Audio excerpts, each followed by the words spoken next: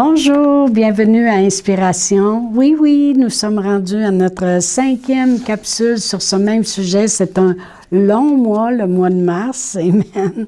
Mais, l'hiver est fini, gloire à Dieu. Amen. Alors, on continue sur, comme j'ai dit, l'esprit de peur. Et ce que je veux qu'on voit aujourd'hui, c'est à qui on appartient. Et je vais lire dans Romains 8,15, la parole de Dieu dit « Et vous n'avez point reçu un esprit de servitude pour être encore dans la crainte ou dans la peur, mais vous avez reçu un esprit d'adoption par lequel nous crions « Abba, Père ». Amen. Dieu nous a positionnés par son esprit qui vient nous convaincre et nous dire « Écoutez, vous êtes maintenant des enfants de Dieu. » Amen. Alors, il dit, vous n'avez plus besoin d'avoir peur. C'est pour ça qu'il dit, vous n'avez pas reçu un esprit de servitude pour être encore dans la peur. C'est le contraire. Vous avez reçu un esprit d'adoption par lequel vous pouvez dire, « Hey, papa, Abba, Père. » Amen. Alors, vraiment, c'est un esprit d'adoption. Il veut qu'on sache à qui on appartient. Puis au verset 16, il dit, « L'Esprit lui-même rend témoignage à notre esprit que nous sommes des enfants de Dieu. » Alors, on n'a pas à avoir peur. Si Dieu est pour nous, qui peut être contre nous? Alors, l'Esprit Saint, on en a parlé dans le mois de février, c'est très important. L'Esprit Saint, tout ce qu'il a nous convaincre, tout ce qu'il veut nous montrer. Et vraiment, une des grandes choses qu'il nous montre, c'est qu'on appartient à Dieu. Vous n'êtes pas n'importe qui, vous n'avez pas besoin de vivre dans la peur, vous appartenez à Dieu. Amen. J'aime aussi David dans la parole de Dieu, dans le psaume 27. On va aller lire le psaume 27 parce que David a fait face à toutes sortes de choses, amen.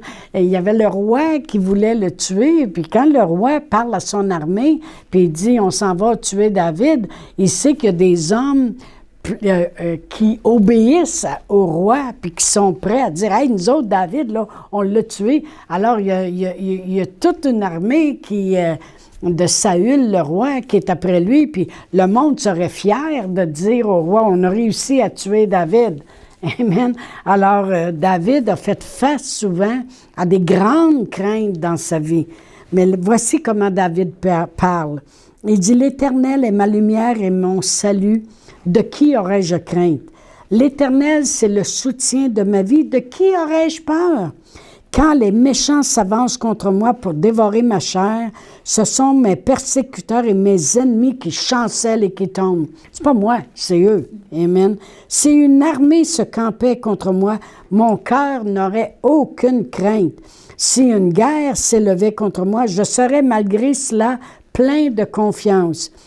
Je demande à l'Éternel une chose que je désire ardemment.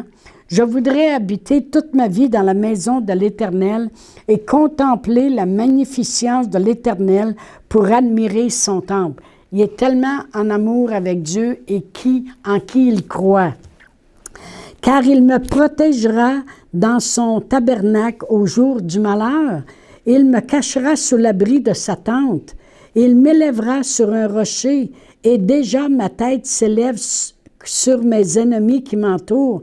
J'offrirai des sacrifices dans sa tente au son de la trompette. Je chanterai, je célébrerai l'Éternel. Éternel, écoute ma voix et je t'invoque. Aie pitié de moi et exauce-moi. Mon cœur dit de ta part, cherchez ma face. Je cherche ta face, ô Éternel.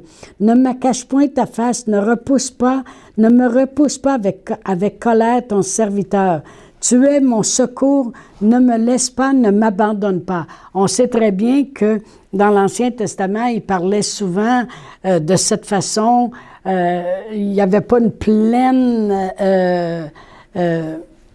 comment je dirais ça? Il n'y avait pas toute la parole de Dieu comme elle doit être. Alors, il y avait quand même des craintes qui ne me laisse pas, ne m'abandonne pas.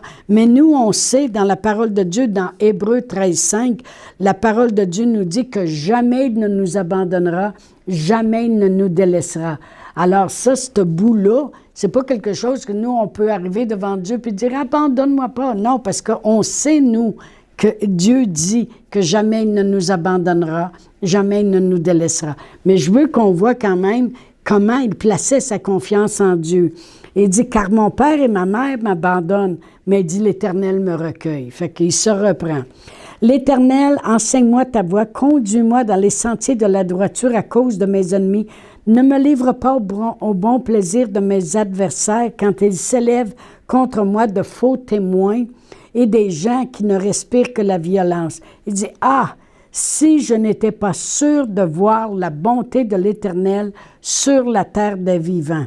Espère en l'Éternel, fortifie-toi et que ton cœur s'affermisse, espère en l'Éternel. J'aime comment il dit ça. Il dit, moi, là, si je n'étais pas sûr, si je n'avais pas l'assurance que sur la terre, on peut voir la bonté de Dieu, c'est sûr que ça ne marcherait pas. Mais il dit, c'est pas mon problème. Ah, il dit, si je n'étais pas sûr de voir la bonté de l'Éternel sur la terre des vivants. C'est pour ça qu'il ne craint point et qu'il n'a aucune peur. Il dit, de qui aurais-je crainte? De qui aurais-je peur? Amen. David est certain de voir sur la terre la bonté de l'Éternel. Et on sait très bien, la bonté, que ça veut dire, c'est, quand on parle de la bonté de l'Éternel, c'est que nous autres, on va être mieux. Ça va être meilleur. On va être en bonté, en réjouissance. On va vivre le bien-être de Dieu. Vous savez, quand Jésus était sur la terre, puis je la dis souvent, cette écriture-là, que dans Acte 10, 38, comment Dieu avait oint Jésus-Christ de Nazareth qui allait de lieu en lieu, qui faisant du bien et guérissant, faisant du bien et guérissant tous ceux qui étaient sous l'empire du diable. Alors, lorsqu'on parle d'être mieux, meilleur, en beauté, en réjouissance, vivre le bien-être, c'est ça, c'est tout ce qui est bon, tout ce qui nous amène à être bien, la guérison, la santé, la délivrance, la paix, la provision, c'est ça la bonté de l'Éternel. Quand David dit, ah, si j'étais pas sûr de le voir sur la terre des vivants, il était sûr de le voir, puis nous autres aussi, on est sûr de le voir parce qu'on l'a vu. C'est exactement ce que Jésus, qui représentait son Père, faisait sur la terre. Amen. Et on sait que Jésus-Christ est le même hier, aujourd'hui, éternellement. Il était le même hier, il est le même aujourd'hui, puis il va être le même éternellement. Amen, gloire à Dieu. Lorsqu'on apprend à vivre dans la révélation que Dieu, c'est notre Père, de qui ou de quoi aurions-nous peur? Maintenant, je vais aller au psaume 91. Amen. Et la parole de Dieu nous dit ceci, parce que dans le psaume 91, on voit que si on connaît son nom, amen, si on apprend à se confier en lui, eh bien, on ne laissera pas, il n'y a pas rien qui va pouvoir dominer dans nos vies. Dans le psaume 91, ça dit « Celui qui demeure sous l'abri du Très-Haut, qui repose à l'ombre du Tout-Puissant, qui dit à l'Éternel, « T'es mon refuge, ma forteresse, mon Dieu en qui je me confie. » C'est lui, à ce moment-là, qui te délivre du filet de l'oiseleur, puis de la peste et de ses ravages. Il te couvre de ses plumes, puis tu trouves un refuge sous ses ailes. Sa fidélité, ça devient un bouclier pour toi et une cuirasse. Tu ne crains ni la terreur de la nuit, ni la flèche qui vole de jour, ni la peste qui marche dans les ténèbres, ni la contagion qui frappe en plein midi. Que 1000 tombent à ton côté, 10 000 à ta droite, tu n'es point atteint. De tes yeux seulement tu regardes, puis tu vois la rétribution des méchants. Exactement ce que David disait. C'est pas moi qui chancelle, c'est mes ennemis devant moi. Car tu es mon refuge, ô Éternel, et je fais de l'Éternel très haut ma retraite. Aucun malheur ne m'arrivera, aucun fléau n'approchera de ma tente, car il va ordonner à ses anges de me garder dans toutes ses voies. Ils me garderont et ils me porteront sur les mains de peur que mon pied ne heurte contre une pierre. Je marcherai sur le lion et sur l'aspic.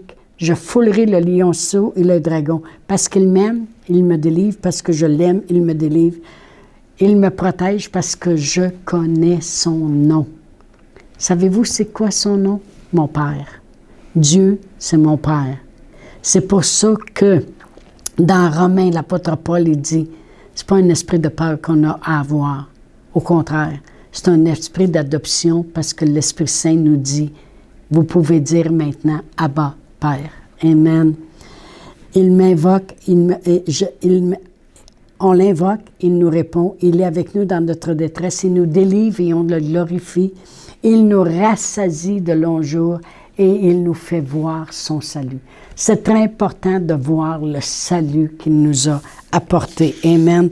Comme j'ai dit, parce qu'on connaît son nom, on apprend à se confier, puis on ne se laisse pas dominer par la peur. Amen. Merci Seigneur. Et ça nous montre toujours que Dieu fait infiniment au-delà. C'est pas surprenant qu'il fasse infiniment au-delà, puis qu'il nous fasse voir tout son salut. Parce que dans Ésaïe 55, versets 8 et 9, les pensées de Dieu ne sont pas nos pensées, puis ses voies ne sont pas nos voies. Aussi hauts sont les cieux au-dessus de la terre, aussi hautes sont ses pensées, puis ses voies pour nous. Amen. L'esprit de peur suppose un châtiment, mais l'esprit de foi, Dieu ne permettra pas qu'on soit tenté au-delà de nos forces, puis avec la tentation, il va toujours préparer le moyen pour qu'on s'en sorte. Il prépare toujours le moyen. Dans 1 Corinthiens 10, 13, ça dit « Aucune tentation ne vous est survenue qui n'ait été humaine. » Toutes les tentations ont été humaines. Ils ont toutes passé par Jésus. Il a été tenté en toutes choses. Il ne permettra pas. Merci que Dieu dit non, non. Pareil comme quand Jésus était sur la terre, puis Jairus a entendu les mauvaises nouvelles. Il n'a pas permis à ces paroles-là de suivre, puis il n'a pas permis aux gens qui étaient négatifs de suivre non plus. Dieu ne permettra pas qu'on soit tenté au-delà de nos forces. Non, tu n'as pas besoin de continuer ça dans leur vie. Avec la tentation, il préparera aussi le moyen pour qu'on s'en sorte, pour qu'on puisse le supporter. Le moyen, ce n'est pas toujours ce qu'on pense. David, c'était une pierre, prends ta fronde. Il y a un spot de libre ici. Il y a son casque, il y a son armure, mais il y a un spot qui est libre ici. Tu vas hit the spot. Fesse où ça doit fesser. Il y avait une pierre. Josué, ils ont tourné autour de la ville. Il n'y avait pas ce que ça prenait. Il n'y avait pas une armée avec lui.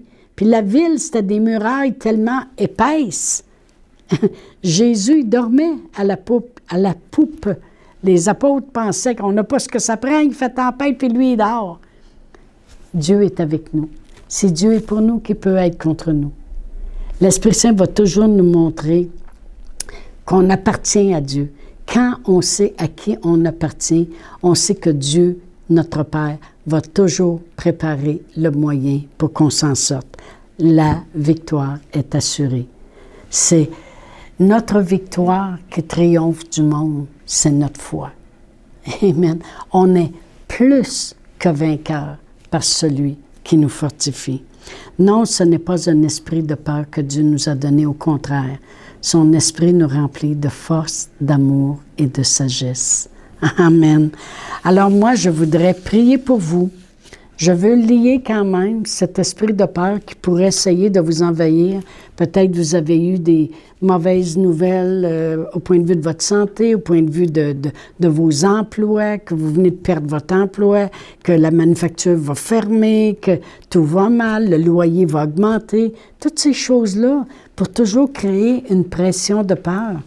Alors moi, je veux lier l'esprit de peur qui voudrait vous envahir en premier. Alors je vais le faire maintenant.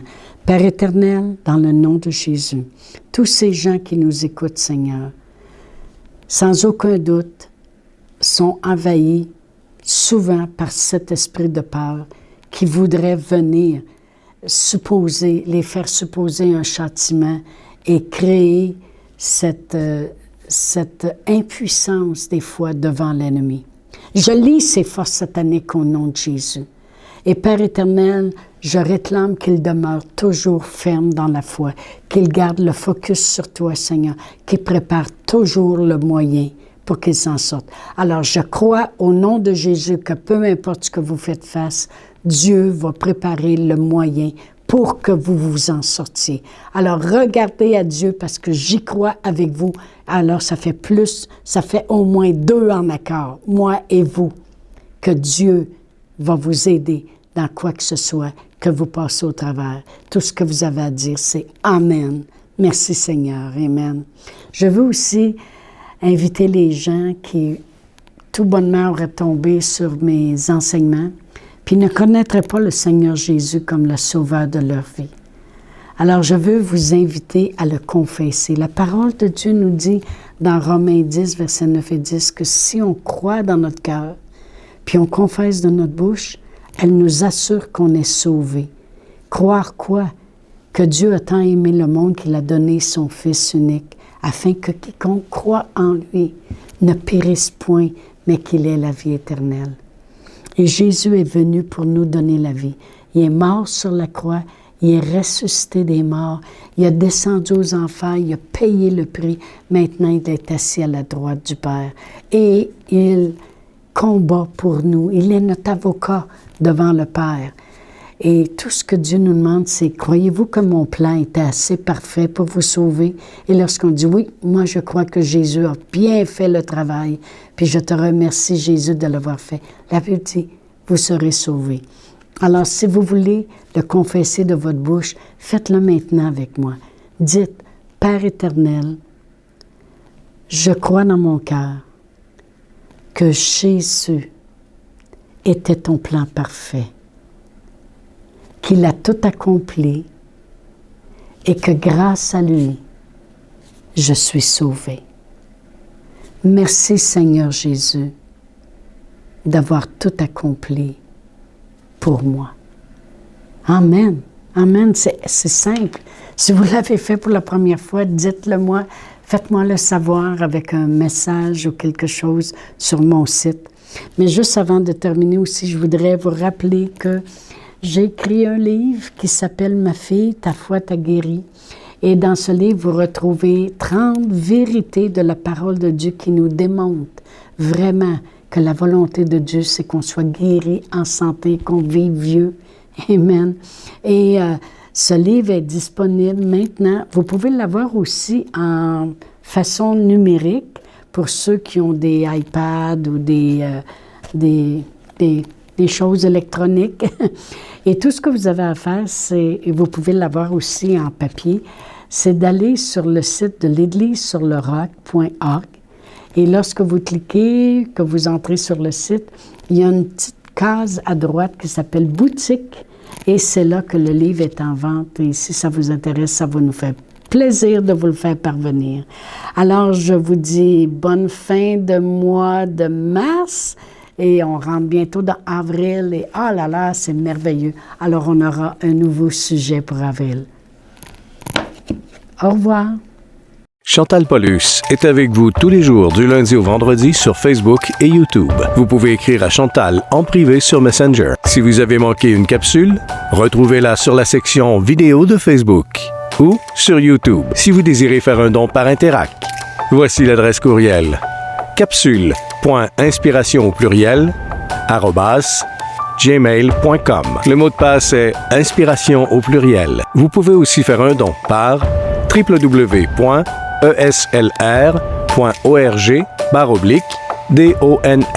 Veuillez indiquer en mémo Capsule Inspiration.